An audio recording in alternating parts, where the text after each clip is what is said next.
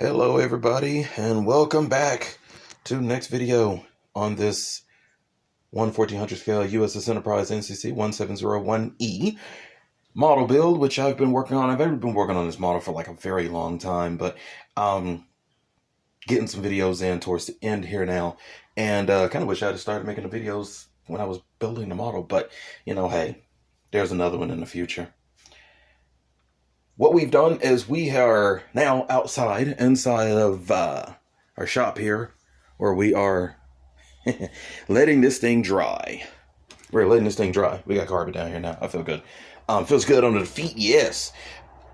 We're letting this dry. Just got finished putting clear coat underneath the bottom to lock in all of the decals. They're done. I've got them all on. As you can see, we've finished the underbelly of the secondary hull and got those on.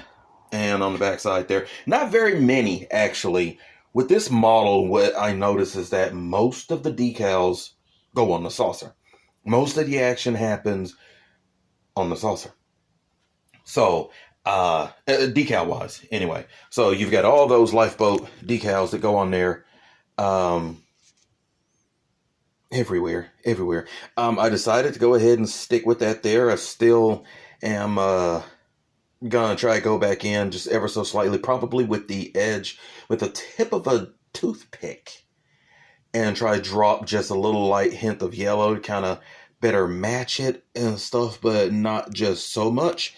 But one thing to learn about Star Trek is that if you really look closely, the ships are really not just symmetrical 100% from left to right.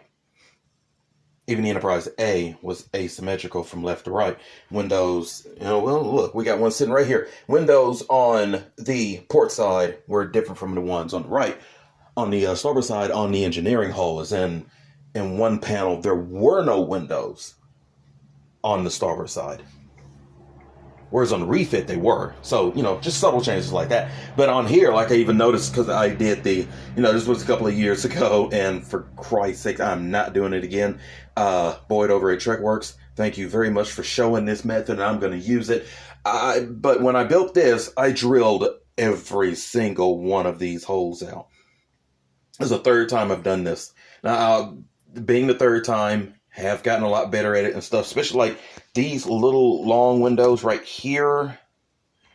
Yeah, stuff just doesn't come out just all that well. And the size of the drill bit that you have to utilize in order to get those little windows out, yeah, nah.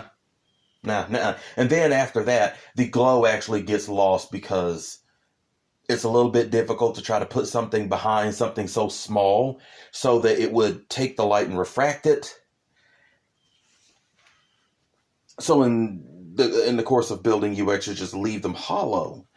And yeah, I could go in and squirt a little something and then wipe it clean, then it would dry inside them and stuff. But they're just so small. They are minuscule. They are tiny. They are tiny. Speaking of which, these back here, you actually have to add those in. You have to look at reference images in order to kind of guesstimate where they're located at. Because on the model, there are no impressions for those 5 windows on the back of the bottom superstructure area for the saucer on the model kit. They're not there. So, but they are there on the ship. Matter of fact, when they're walking on the saucer in first contact, and you got Worf, Hawk, and Picard getting ready to walk up. You see those windows right there, and on the model, you just don't. So, that's something you have to go in and add. And on my next build, I'm not drilling out windows. So they will probably be a set of unlit windows. Because for crying out, I'm just not doing it. I'm not doing it. Forgive me for looking a mess, but we're at home. Chill day. Whatever it is, a chill day for me, really. But, yeah. In between, it's nap time for the little ones. So, I catch a little break. But this is what we came to do today. Not really very much work. I did the rest of this yesterday. And, it's always interesting trying to get this large, long decal around the post here. And that post doesn't move. That is epoxied in.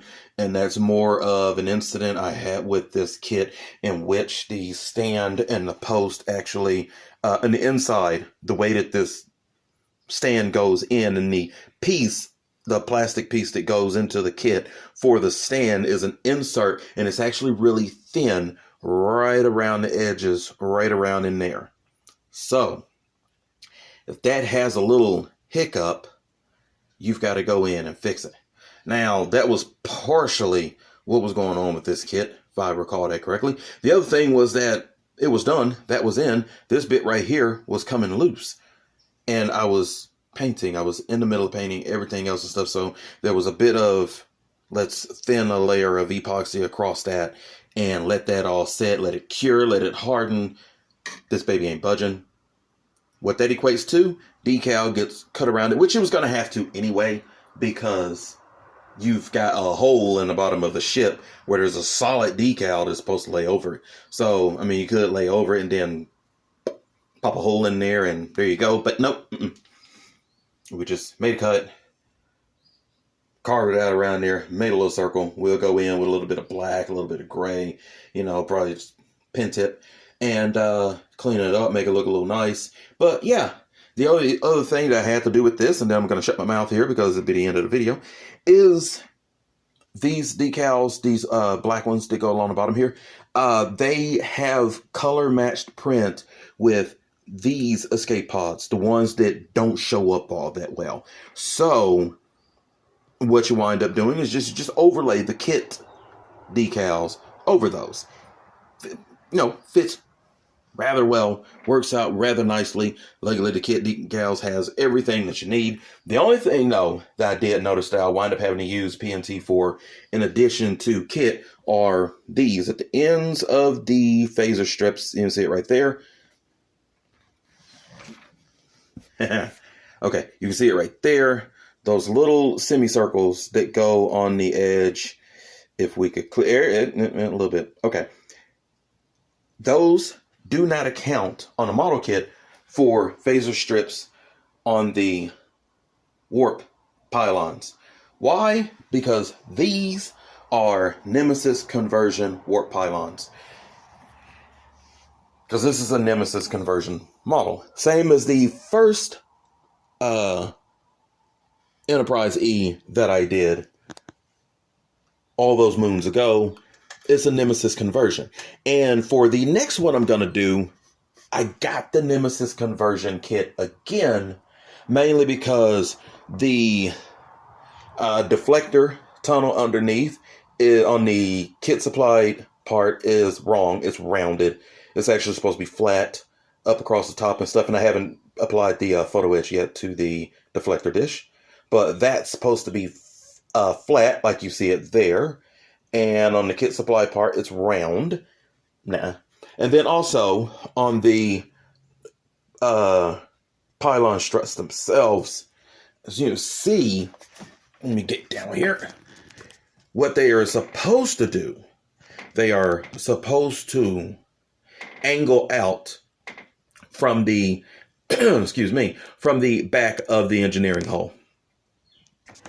And then start slanting upwards. So that's one of the other reasons. It makes it more accurate. And of course, for Nemesis, you got the high walls coming from the shuttle bay area on the back of the saucer right there. You got the additional photon banks up here on the back of the bridge structure. And also there is one right there. I haven't given it a little darker shade yet, but there is that additional one right there. So, but I did order another Nemesis conversion kit, even though I plan on building for First Contact, and it was mainly for the deflector trench and the pylon and the cell struts. That's why. And of course, what I'll wind up having to do is shave down these additional phaser banks because a Nemesis Enterprise-E was armed to the teeth. And those phaser strips were not on there in First Contact and Insurrection. So we will, trim those down. And of course, all the rest of the pieces I won't be having to use because this, I guess you say neck area, the wall area, this piece right here is, the kit supply part is the correct fit for Into Darkness. Oh my goodness. Insurrection and for First Contact. And of course, all the additional photon bays and stuff, don't have to use those.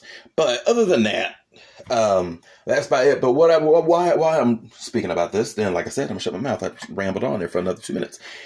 The phaser banks.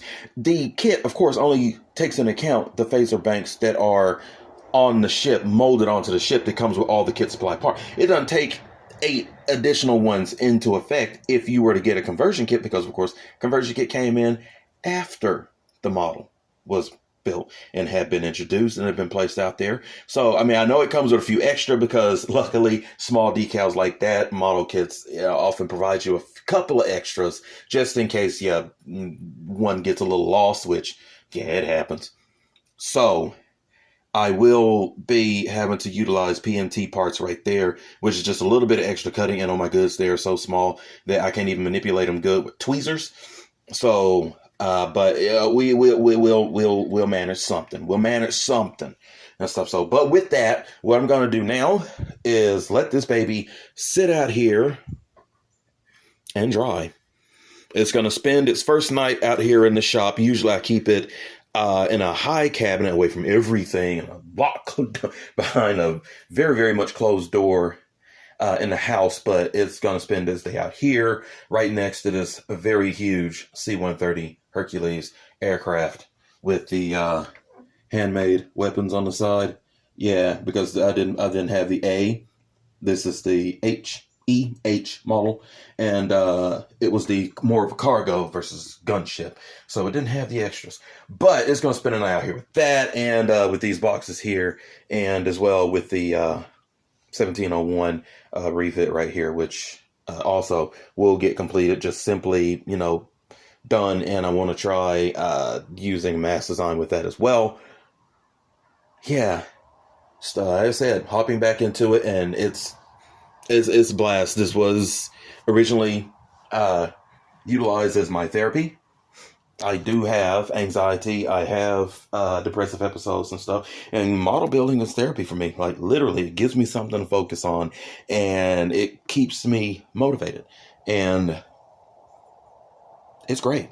So, those of you who are out there building models, keep building. Those of you who just like watching, putting things together, doing something, get out there and live. And we all should be sharing in that life, because Truman said it best on Truman Show: life is fragile. And do we really want to waste it hating each other for superficial reasons? Or do we spend that time living as one race, the human race, living as one entity on this planet as a species together in harmony? So I choose the latter, because that sounds good to me. And hope you all do the same. Like, share, subscribe to my channel. Definitely share the video out there. Put the message out there to spread it like wildfire, that we've spent enough time trying to look down on other people when we're all exactly the same. Last time I checked, we have red blood, we have skin around internal organs and tissues and stuff. We have a skeletal infrastructure that keeps us upright, so long as that structure is working right. Mine kind of gives way a little bit. And a brain is located up here, and blood's red. We need oxygen to breathe and provide milk to nurse our young, as Dr. Jillian Taylor said about the humpback whale. So where are all these differences lie? We don't have any. We don't really have any. We have these, though. And I appreciate them very much. So again, I appreciate you guys. And I love you. Take care. Have a good day.